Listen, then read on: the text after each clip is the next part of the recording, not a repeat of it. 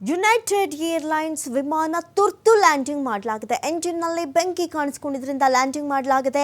Los Angeles ಏರ್ಪೋರ್ಟ್ನಲ್ಲಿ ತುರ್ತು land ಮಾಡಲಾಗಿದೆ. 256 ಪ್ರಯಾಣಿಕರಿದ್ದಂತಹ United airlines ವಿಮಾನ ಇದು. ವಿಮಾನದಿಂದ ಇಳಿದು ಜನ ಎದ್ನೋ ಬಿದ್ನೋ ಅಂತ ಓಡ್ಬಿಟ್ಟಿದ್ದಾರೆ ಪ್ರಯಾಣಿಕರು. ಯಾಕಂತ ಹೇಳಿದ್ರೆ ಇತ್ತೀಚೆಗಂತೂ ವಿಮಾನ ದುರಂತದ ಪ್ರಕರಣಗಳು ನಡೀತಾನೆ ಇದೆ. ಒಂದು ಕಡೆ ಸಹಜವಾಗಿ ಟ್ರಾವೆಲ್ ಮಾಡ್ತಿದ್ದವರು ಈಗ ಭಯಭೀತರಾಗಿ ಟ್ರಾವೆಲ್ ಮಾಡುವಂತಹ ಪರಿಸ್ಥಿತಿ ಬಂದೋದಾಗ್ಬಿಟ್ಟಿದೆ. ಅಂಥದ್ರಲ್ಲಿ ಎಂಜಿನ್ನಲ್ಲಿ ಬೆಂಕಿ ಕಾಣಿಸ್ಕೊಂಡಿದೆ. ಸದ್ಯಕ್ಕೆ ಯಾವುದೇ ರೀತಿಯ ಅಹಿತಕರ ಘಟನೆ ಜರುಗದಂತೆ, ಯಾವುದೇ ರೀತಿ ಪ್ರಾಣಾಪಾಯವಾಗದಂತೆ ಇಮಿಡಿಯೇಟ್ ಆಗಿ ಪೈಲಟ್ಗಳ ಬುದ್ಧಿವಂತಿಕೆಯಿಂದ ತುರ್ತು ಲ್ಯಾಂಡನ್ನು ಮಾಡಲಾಗಿದೆ. ಏರ್ಲೈನ್ಸ್ ವಿಮಾನ ತುರ್ತು ಲ್ಯಾಂಡ್ ಮಾಡಲಾಗಿದೆ.